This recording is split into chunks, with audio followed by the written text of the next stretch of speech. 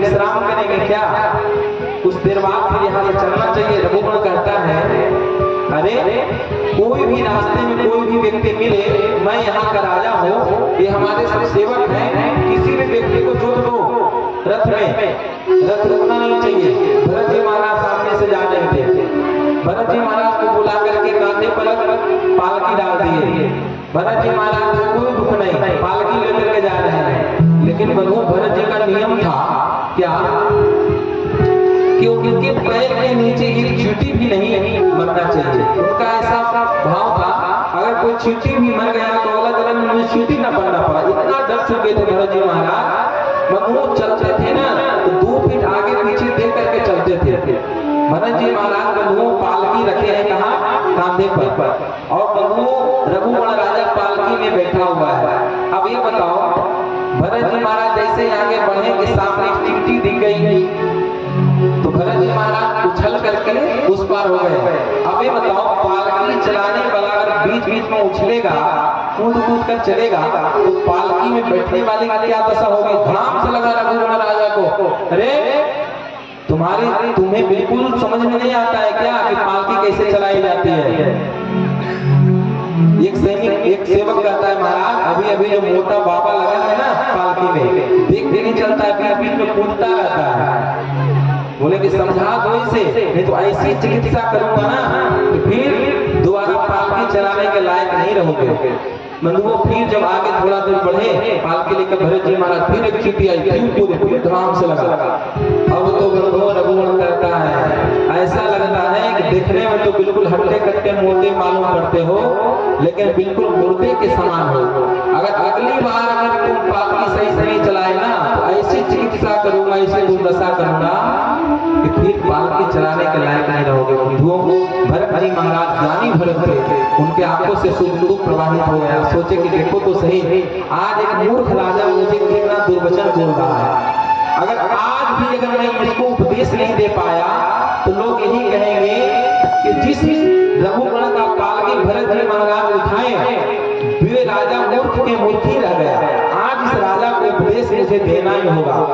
और वो ऊपर से पालकी ढोते हुए कहते हैं राजा तुम किसकी चिकित्सा करोगे? जिसकी तुम चिकित्सा करोगे वो मैं हूं नहीं, और जो मैं हूं नहीं उसकी चिकित्सा हो नहीं सकती। बंधुओं जब पीछे मुड़ करके देखा पालकी से झांक करके तो भरत जी के कांधे में जनेऊ को देखा। जनेऊ को देखकर समझ गया ये ब्राह्मण है।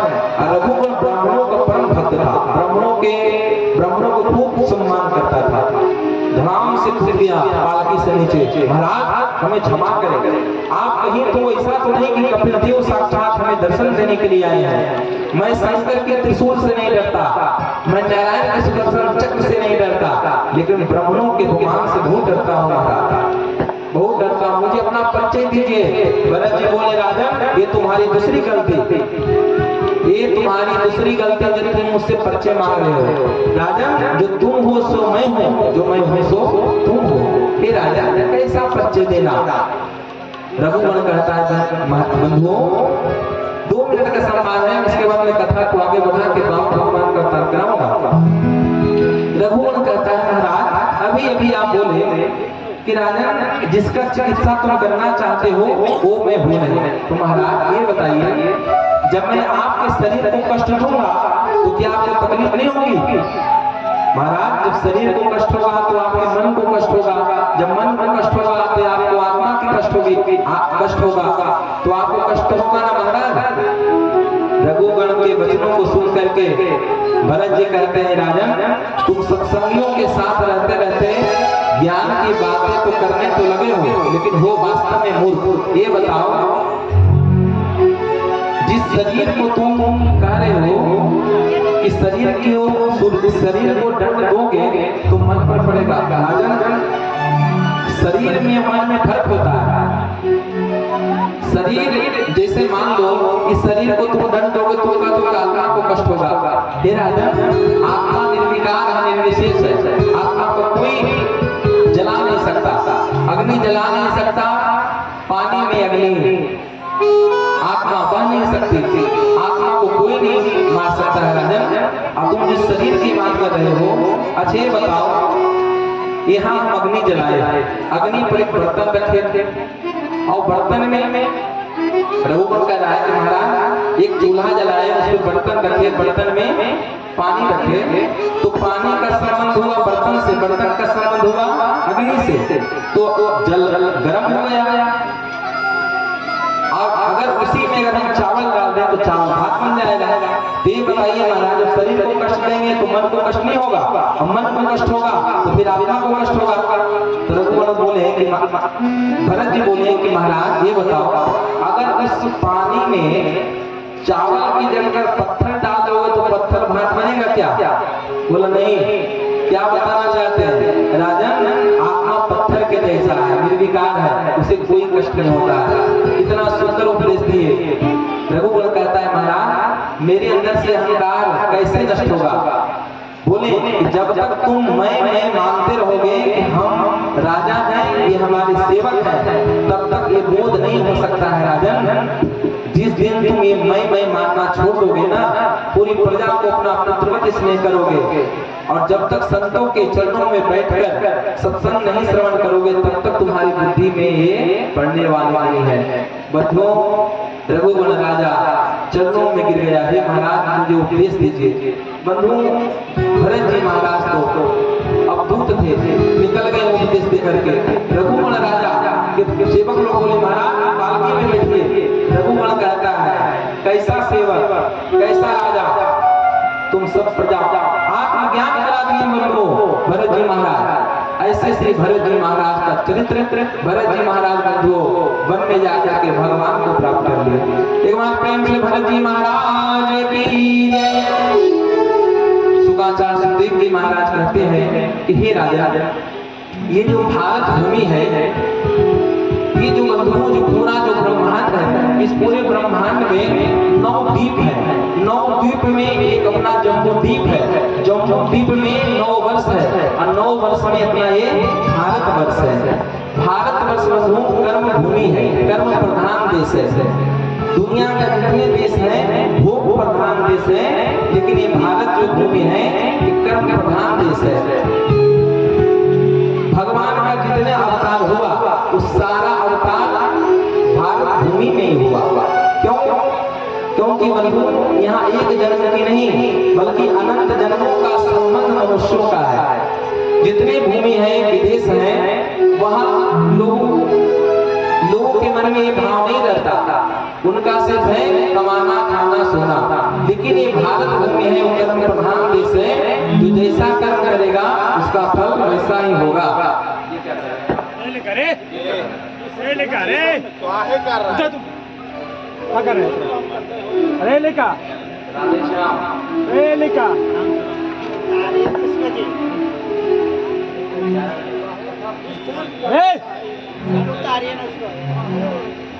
बोले वृंदावन बिहारी लाल की जय।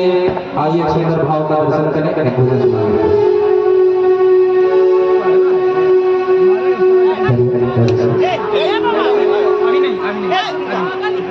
नहीं ऐसा नहीं कीजिए, कोई बात नहीं। राधे श्याम, जय जय श्री सीताराम।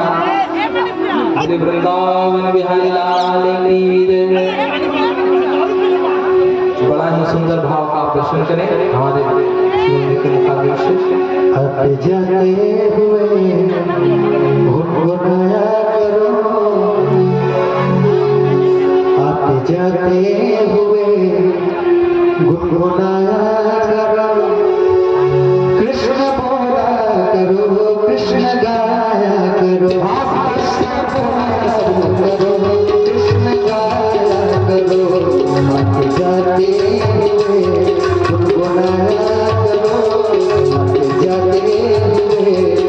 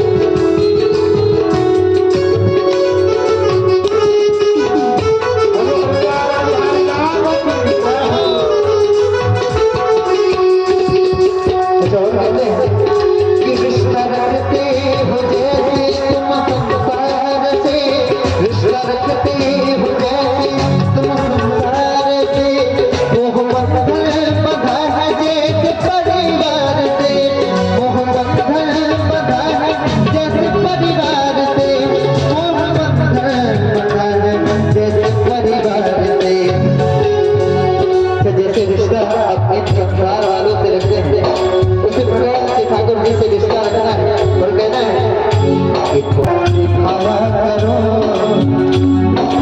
उसमें रिश्ता दिखाया करो कृष्ण बोला करो कृष्ण गाया करो कृष्ण बोला करो कृष्ण गाया करो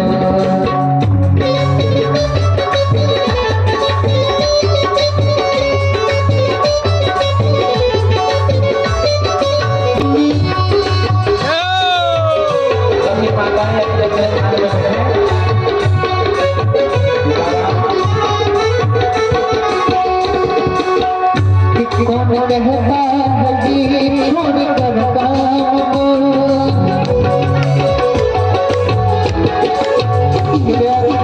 कभी कभी आ रहा है अपने स्थान पर गए छोटी छोटी बातें छोटी छोटी ज्यादा गौर नहीं करना चाहिए और प्रभु की सेवा में अच्छा होगा यही याद रखो राम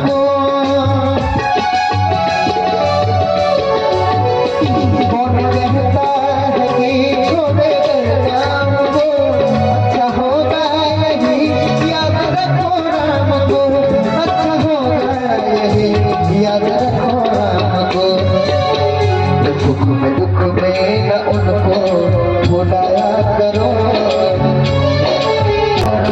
कृष्ण बोला करो कृष्ण गाया करो कृष्ण बोला करो कृष्ण गाया करो जाते हुए उनको गाया करो जाते हुए उनको गाया करो कृष्ण बोला करो कृष्ण गाया करो कृष्ण बोला करो कृष्ण गाया करो कृष्ण बोला करो कृष्ण गाया करो कृष्ण बोला करो कृष्ण गाया करो बोले मेरा बिहारी लाल की श्री राम जय राम जय जय राम श्री राम जय राम जय जय राम श्री राम जय राम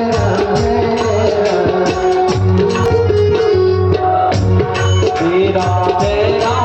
राम श्री राम जय राम जय जय राम श्री राम जय राम जय जय राम श्री राम जय राम जय जय राम श्री राम जय राम जय जय राम श्री राम जय राम जय राम श्री राम जय राम जय जय राम श्री राम जय राम जय जय राम कौशल्या के प्यारे राम कौशल्या के प्यारे राम कौशल्या के प्यारे राम कौशल्या के प्यारे राम दशरथ राज दुलारे राम श्री राम जय राम जय जय राम दशरथ राज दुलारे राम श्री राम जय राम जय जय राम श्री राम जय राम जय जय राम श्री राम जय राम जय जय राम श्री राम जय राम जय जय राम श्री राम जय राम जय जय राम श्री राम जय राम जय जय राम श्री राम जय राम जय जय राम बोले राजा रामचंद्र भगवान की। अभी कुछ ही देर बाद आपके ग्राम बंधु भगवान श्री राम का प्रादुर्भाव होने वाला है। भगवान श्री कृष्ण का प्रादुर्भाव होने वाला है। बड़े ही उत्साह के साथ में, बड़े ही उमंग के साथ में आप कथा श्रवण करें। यही मानव जीवन का बंधु लक्ष्य है, उद्देश्य है। देखिए, जब कोई भी सत्कर्म करते हैं उसे व्यवधान आता है, लेकिन घबराना नहीं चाहिए। ये सब तो होता ही रहता है, चलिए कोई बात नहीं। आइए बड़े भाव के साथ हम लोग कथा श्रवण करें। बंधुओं, ये भारत है, कर्म प्रधान भूमि है। तो जैसा कर्म करेगा वैसा फल पाएगा। अच्छा कर्म करेगा स्वर्ग मिलेगा, बुरा कर्म करेगा नरक मिलेगा। जब परीक्षित जी महाराज के सामने नरक का वर्णन किए तो कहते हैं कि गुरुदेव ये नरक क्या होता है। तो बंधुओं, इस भूमि के दक्षिण दिशा में 99,000 योजन की दूरी पर नीचे 28 प्रकार का नरक है। कौन कौन नरक है? तमिस, अंध तमिस, रौरव, महारौरव, कुंभीपाक, कालसूत्रवन, असिपत्रवन, शुक्रमुख, अंधकूप, कृमि, भोज, संसद। ये बंधुओं 24 प्रकार के नरक हैं। जो व्यक्ति अपने जिह्वा को स्वाद दिलाने के लिए पशु पक्षियों को भक्षण करते हैं, उसको मार के खाते हैं, अभी मैं वर्णन कर चुका था, कुंभी पाक नरक में जाते हैं। जो व्यक्ति पराय स्त्रियों के साथ समागम करते हैं वो बंधु तमिश्र नाम के नरक में जाते हैं। और इस नरक में तांबे के बने हुए स्त्री से स्पर्श करा करके लोहे की बने हुए अग्नि से धड़कते हुए उस व्यक्ति को कष्ट दिया जाता है। बंधुओं, जो व्यक्ति अतिथियों का अपमान करते हैं, जैसे आपके घर में कोई अतिथि आए और उनको तिरछी दृष्टि से देखता है कहां से आ गए, तो ऐसे व्यक्ति को बंधुओं बजतुंड नाम का नरक मिलता है और गीत उसके आंखों को नोच करके खाते हैं कि देखो भगवान ही साक्षात अतिथि के रूप में तुम्हारे घर आए थे, लेकिन तुम्हारी दृष्टि कैसे थी, भेद बुद्धि से तुम देख रहे थे। परीक्षित जी महाराज कहते हैं गुरुदेव, अगर हम नरक में, अगर मान लीजिए हमसे कोई अपराध हो गया हो और हम नरक में न जाना चाहें तो क्या करना चाहिए? तो परीक्षित जी महाराज को हम बड़ा सुंदर प्रश्न सुनाते हैं, कहते हैं ये परीक्षित, अगर तुम नरक नहीं जाना चाहते हो तो एक उपाय तुम कर लो। क्या? तो कहते हैं जैसे भुवन भास्कर के उदय होते ही भुवन भास्कर सूर्य भगवान के उदय होते ही अंधकार नष्ट हो जाता है, उसी प्रकार से जीवन में जब भक्ति आ जाता है तो सारे पाप अपने आप नष्ट हो जाते हैं। तो कहते हैं गुरुदेव कोई ऐसी कथा है क्या?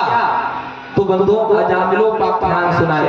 एक दुष्ट अजामिल था जो जीवन पर्यंत गलत कर्म किया, लेकिन अंत समय में भगवान के नाम का आश्रय लिया तो परिणाम क्या हुआ? भगवान उसको मुक्त कर दिए।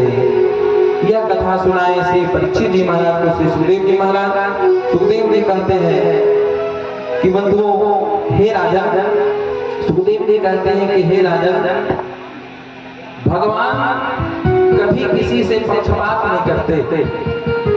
परीक्षित जी प्रश्न किए गुरुदेव, अब तक हम जितनी कथा सुनाए हैं वो सब यही सुनाए कि भगवान दुष्टों का उद्धार कर देते और भक्तों को बचा लेते। हे प्रभु, हमें यह समझ में नहीं आता है कि दुष्ट भी तुम भगवान के ही पुत्र है ना, तो भगवान फिर ऐसा क्यों करते हैं? सुखदेव जी महाराज कहते हैं परीक्षित, बंधु बात उस समय की है, भगवान का वचन है कि जो मेरा भक्त होता है योगक्षेम महाम्यहम् अनन्या चिंतयन्तो माम ये जना पर्युपासते तेषां नित्याभियुक्तानां योगक्षेम महाम्यहम्। जो भक्त अनन्य भाव से मेरा चिंतन करता है उस भक्त का मैं पक्षपात ग्रहण करता हूँ, उसका मैं पक्ष लेता हूँ। एक बार बंधुओं यशोदा मैया यमुना जी में दीपक को दान कर रही थी, दीप दान कर रही थी। तो क्या हुआ?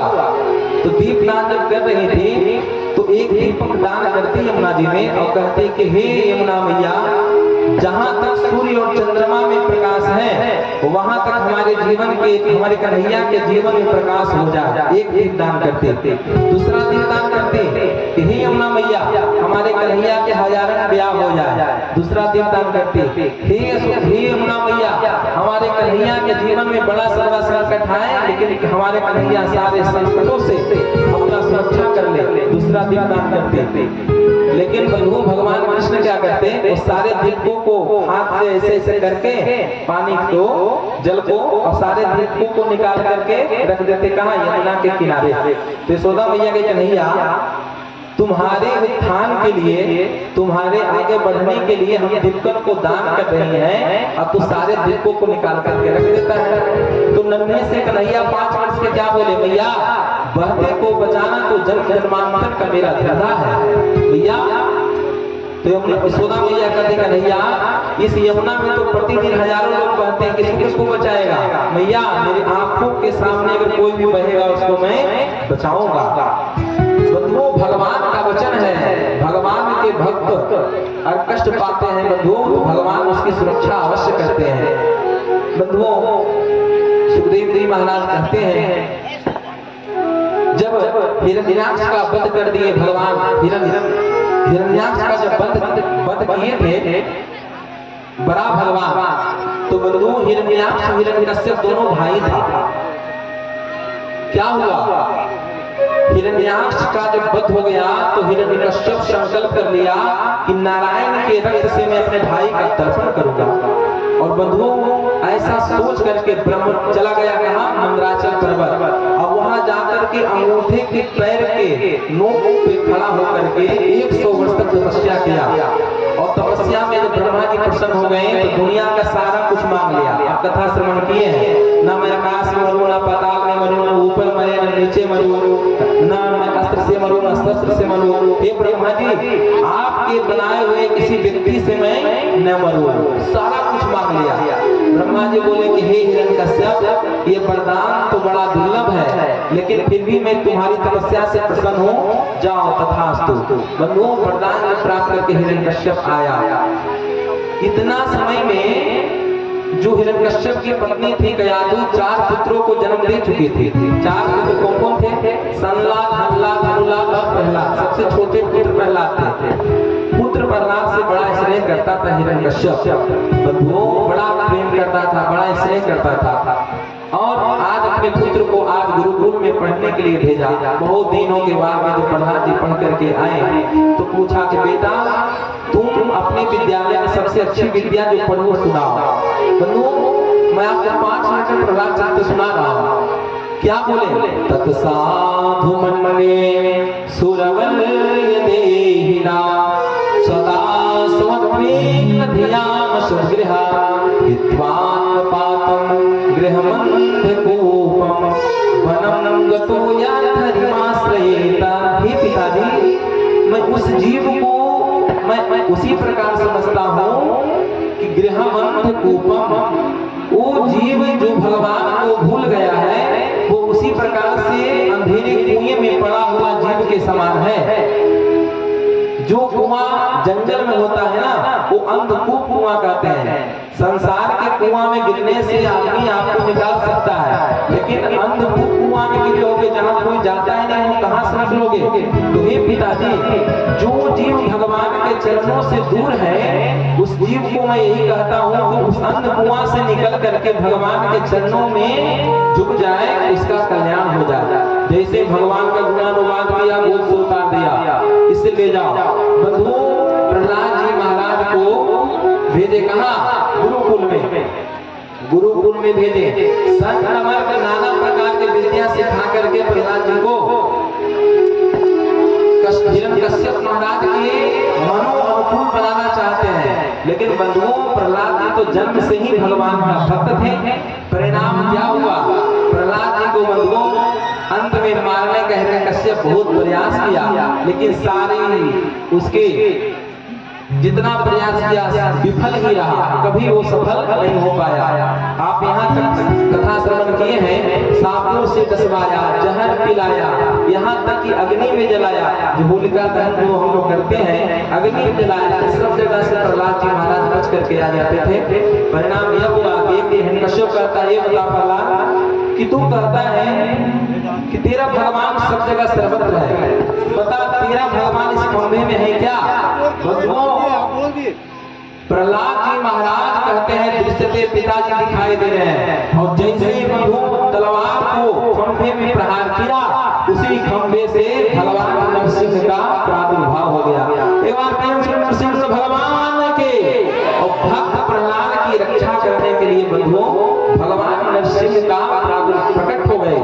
और बंधुओं जैसे कोई नन्हा सा बालक देखते ही देखते अपनी छतरी को बारिश के मौसम में तान देता है, उसी प्रकार से बंधुओं देखते ही देखते भगवान हिरण्यकश्यप के बंधुओं पेट को फाड़ डाले और उसके पूरे आग को निकाल करके अपने गले में लपेट लिए। बंधुओं उस समय देवगण कहते हैं, समस्त देवगण आए हैं। कहा? उस ब्रह्मलोक से ब्रह्मा जी, इंद्रलोक से इंद्रदेव सब आए। कहा? प्रहलाद के भवन में। प्रहलाद बंधुओं निर्विघ्न है, लेकिन आज भगवान बड़े कुपित है, क्योंकि बंधुओं हिरण्यकश्यप का भगवान निश्चय उद्धार करते। लेकिन ब्रह्मा जी आकर स्तुति किए, कुछ नहीं हुआ। भक्त प्रहलाद को नारद जी कहते, बेटा तुम जब तक नहीं जाओगे तब तक भगवान का कोप शांत होने वाला नहीं है। बंधुओं प्रहलाद जी महाराज गए हैं, भगवान के आपके चरणों में प्रणाम की, हे भगवान हम तो असुर कुल के हैं, लेकिन आप हमारे ऊपर इतनी कृपा किए, हे गोविंद आपके चरणों में हम प्रणाम करते हैं। बंधुओं, भगवान नरसिंह प्रहलाद को देख करके प्रसन्न हो गए, बोले बेटा तेरे जैसा भक्त जिस कुल में हो जाए उस कुल की 21 पीढ़ियों का मैं उद्धार करता हूँ। वरदान मांगो बेटा, वरदान मांगो, तुम्हें क्या चाहिए?